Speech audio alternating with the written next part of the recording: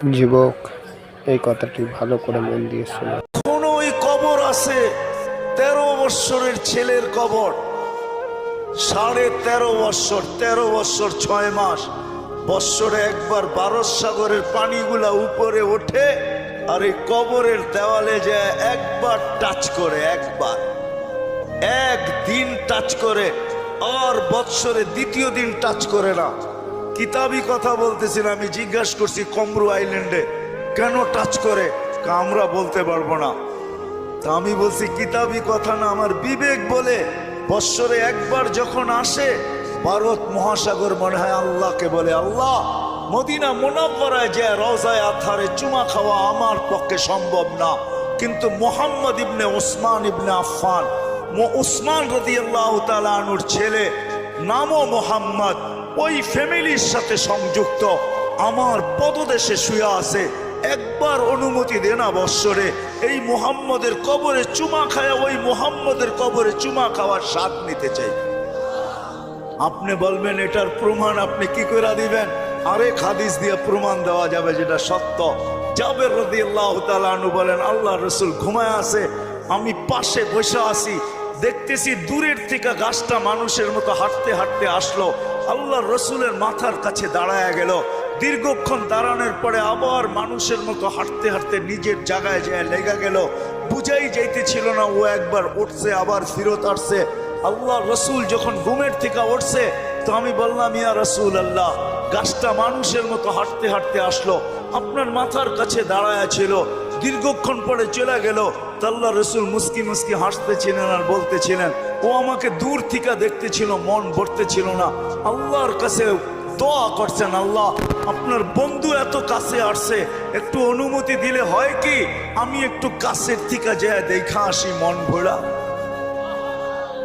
আল্লাহ যদি গাছের দোয়া কবুল করতে পারে, আমার বিশ্বাস ভারত সাগরের দোয়া আল্লাহ কবুল করছেন, নাইলে আল্লাহ ডাকবে আসবে না। আর শুধু নামাজের জন্য তো ডাকে না, নামাজের জন্য ডাকে না, শত জিনিস দেখানো যায়, শত জিনিস দেওয়ার জন্য ডাকে, শত জিনিস। সবগুলাকে একসাথে বলি, নামাজের জন্য আল্লাহ ডাকেন না, আপনার আমার এই ছোট জীবনটা পূর্ণতা লেখা দেওয়ার জন্য ডাকেন, পূর্ণতা লেখা দেওয়ার জন্য। বলবেন এটা কোত্থেকে বাড়ি করলেন? হাদিসে আছে, ইদা সালুহা সালুহা সাইরুল আমাল, নামাজ ওকে, জীবন ওকে। আল্লাহ বলে তোর জীবনটাকে পূর্ণতা লেখা দেওয়ার জন্য তোকে মুসল্লায় ডাকতেছি, নাহলে ডাকার প্রয়োজন ছিল না, তোকে কেন ডাকবো? তুই কে? যা হোক, যেটা বুঝাইতেছিলাম, তৃতীয় স্বাধীনতা দিছেন মত আদর্শগত, চতুর্থ স্বাধীনতা দিছেন সোসাইটিগত। সমর্থ থাকলে দুনিয়ার যেই কোথাও বাস করা যায়, কোনো বাধা বিপত্তি নাই। আপনি বলবেন আমার সমর্থ আছে, আমি আমেরিকা বাস করতে পারবো, দেন না, ওদের ব্যাংকে টাকা জমা, বাড়ির থেকে আইসা নিয়ে যাবে। সত্য এটাই। পঞ্চম স্বাধীনতা আল্লাহ দিছেন, মৌত পর্যন্ত যেমন খুশি তেমন চলতে পারো, বিকেনিও পড়তে পারো, 3 কোয়ার্টারও পড়তে পারো, হাফ কোয়ার্টারও পড়তে পারো, আবার যদি সমাজ মাইনা নেয় তোমার পেটের থেকে যেমন আসছে এমনও করতে পারো। নাইলে ইন্দোনেশিয়ার একটা প্রদেশের নাম হইতো না উরিয়ান জায়া, আমি নিজে গিয়ে আসছি এখানে, পাপুয়া গিনির অর্ধেক হলো ইন্দোনেশিয়া, ওইখানের রাজধানী হইল জয়াপুরা, ওই প্রদেশের নাম হইল উরিয়ান জায়া। কি উরিয়ান মানি ল্যাংটা, জায়া মানি জাগা। মানুষ মার পেটের থেকে যেরকম আসে ওরকম কবরে যায়। আল্লাহ বলে কিচ্ছু বলবো না, নাজিরুন কাইফা তা'মালুন, শুধু তাকায় তাকায় দেখতে থাকবো। স্বাধীনতা বেশি দেন নাই, 5টা দিছেন। প্রশ্ন যদি করেন বাধ্য করেন না কেন, ইচ্ছা করলে তো বাধ্য করতে পারেন, সমাজ এরকম হবে। তা আল্লাহ বলে না, বাধ্য করব না। এই জন্য কোরআন বলে, লাউ শা আল্লাহ লাহাদাকুম জামিয়া, তোমাদেরকে হেদায়েত দিয়া দিতে পারি, সবাইকে চৌরাস্তায় দাঁড় করায় দিতে পারি। হেদায়েত মানি সোজা করে ফেলতে পারি, সোজা, নড়াচড়ার ক্ষমতা থাকবে না তোমাদের, বিলকুল সোজা করব। লাউ শা আল্লাহ লাজালাকুম উম্মাতান ওয়াহিদা, ইচ্ছা করলে এক বানায় দিতে পারি, এক। দুই কোনো শব্দ তোমাদের সমাজে থাকবে না, সব এক থাকবে। পারে? হ্যাঁ, প্রমাণ? আল্লাহ বলে উনজুর ইলাস সামাই ওয়া ইরতিফাইহা, আকাশ দেখ, উচ্চতা দেখ। উনজুর ইলাশ শামসি ওয়া শুআইহা, সূর্য দেখ, কিরণ দেখ। উনজুর ইলাল বিহারি ওয়া আমওয়াজিহা, সমুদ্র দেখ আর তরঙ্গমালা দেখ। উনজুর ইলাল জিবালি ওয়া ইস্তিকরারিহা, পাহাড় দেখ আর দৃঢ়তা দেখ। উনজুর ইলাল আরদি ওয়া ইত্তিসাইহা, জমিন দেখ আর প্রশস্ততা দেখ।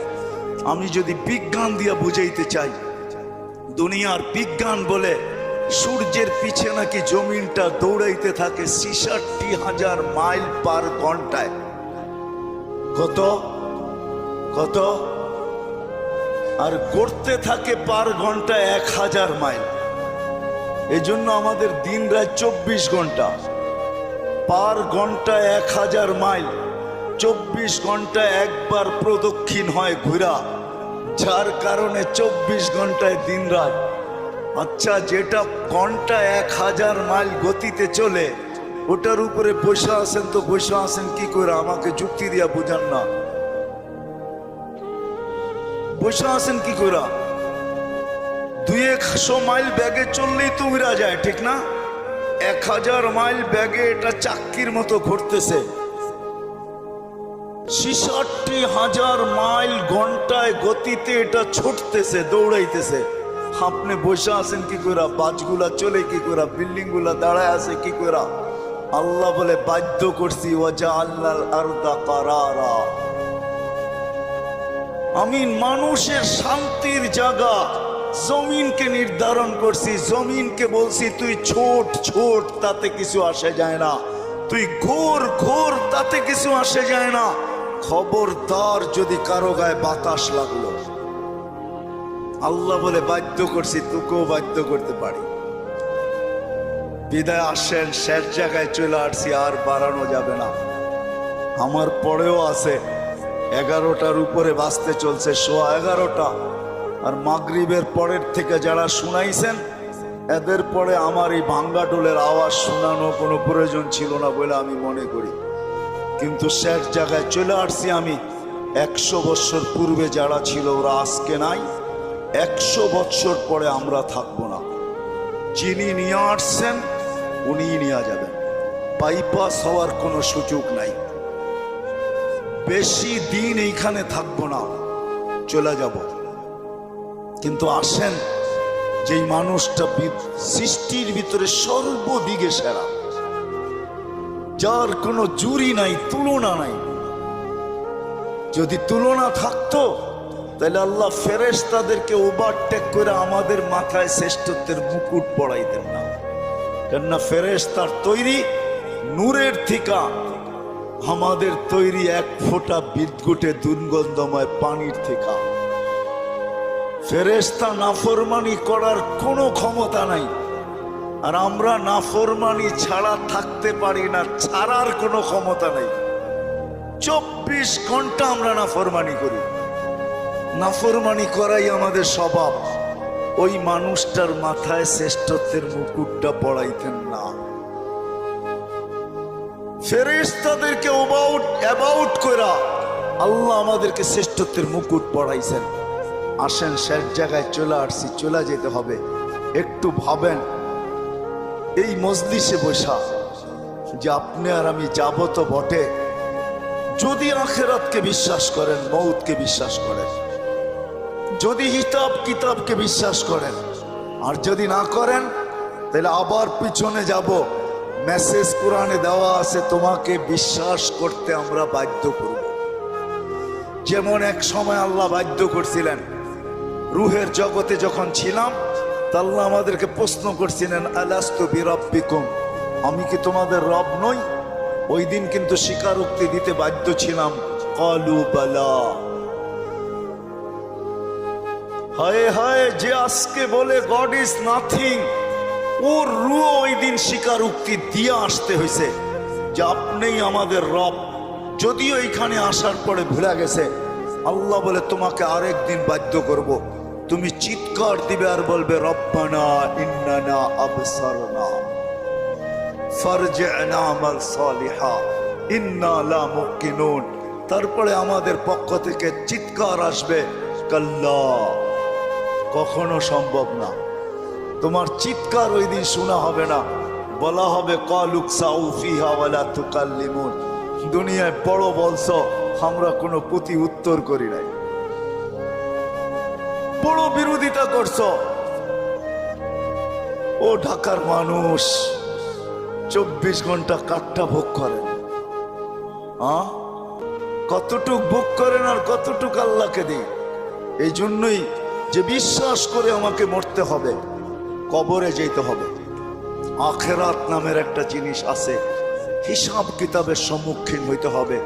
তার বিবেকের কাছে আমার প্রশ্ন যে তুমি ওই দিনের জন্য কতটুক প্রস্তুত, যেই দিনটা সত্য, যালিকাল ইয়াউমুল হক, কতটুক প্রস্তুত? আমি প্রত্যেক শ্রেণীর মানুষকে জিজ্ঞাসা করব, তুমি কতটুকু প্রস্তুত? যুবক, তুমি যৌবন নিয়ে কতটুকু প্রস্তুত? নারী নারীত্ব নিয়ে কতটুকু প্রস্তুত? পুরুষ পুরুষত্ব নিয়ে কতটুকু প্রস্তুত? যে যেই ক্ষেত্রে আছে ওই ক্ষেত্রে থেকে কতটুকু প্রস্তুত? যেই যেই পজিশনে আছে এই পজিশনে থেকে কতটুকু প্রস্তুত? কতটুকু আপনি আর আমি প্রস্তুত? যদিও সূর্য প্রতিদিন আমাদেরকে বলতে বলতে ওঠে, আনা ইয়াউমুন জাদীদ, আমি নতুন দিন, আলা আমালিকা শাহিদ, তোমার কর্মের উপরে আমি সাক্ষী, ফাকতানিম, সুবর্ণ সুযোগ মনে করলেন, আউদ ফি হায়াতিকা আবাদা, হতে পারে আর কোনোদিন তুমি আমাকে উদিত হইতে নাও দেখতে পারো। প্রতিদিনের সকালে সূর্য এই চিৎকার দিতে দিতে ওঠে, জমিনটা প্রতিদিন শতবার আমাদেরকে সতর্ক করে, তামশি আলা যাহরি মাসিরুকা ফি বাতনি, আমার পিঠে বিরাজমান, অতি সত্বর আমার পেটে আসবে। আজকে সকালে আমি সিলেট থেকে আসতেছিলাম, কোনো এক কোম্পানির বাসে প্রতিশ্রুতি ছিল সুপারভাইজারের সাথে যে আজান যেখানে হবে ওইখানেই থামায়া দিব। আসতে আসতে যদিও শেষ ওয়াক্তে কোনো মতে 4 রাকাত পড়তে পারছি, 4 রাকাত কোনো মতে পড়তে পারছি আর কি। সে তার প্রতিশ্রুতি ঠিক রাখে নাই। কোম্পানির নাম বলবো না, কিন্তু আমি ভাবি যে হায় মানুষ, ব্যবহার করো আল্লাহ। আল্লাহ 24 ঘন্টা আল্লাহটা ব্যবহার করে, এতটুকু ভাবে না যে আমি চলে যাব। আমি কতটুকু প্রস্তুতি নিলাম, কতটুকু প্রস্তুত? বেশি তো চান না, 24 ঘন্টা 1 ঘন্টা চান, বেশি তো চান নাই। বেশি চাইছেন? 32 রাকাত নামাজ পড়তে কতক্ষণ লাগে?